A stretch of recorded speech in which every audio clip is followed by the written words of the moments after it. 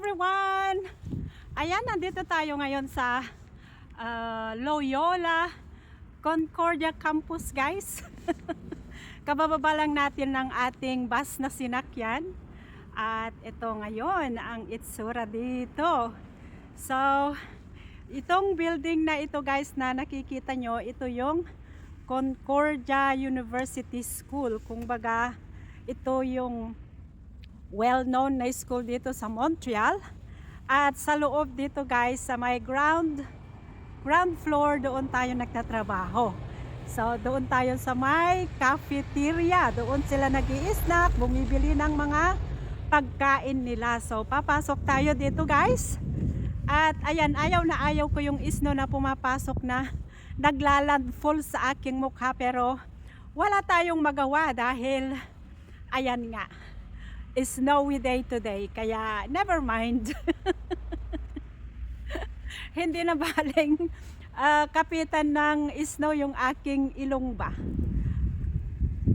Ang importante, ayan, nakakapag-vlog pa rin tayo para ipakita sa inyo, guys, kung ano ang nangyayari dito ngayon. Ayan, yung mga sasakyan dyan sa likuran, guys, yan ay mga na-frozen na. At sila ay nakagulong ng pang-winter na gulong. Dahil kung hindi sila naka-winter na gulong, hindi yan sila makakalabas dyan at hindi sila makakalayo sa kanilang pupuntahan.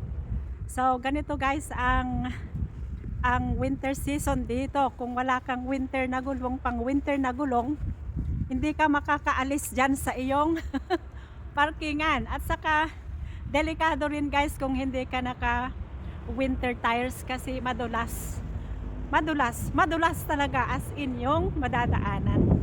So ganito, guys, ang life natin dito sa Montreal.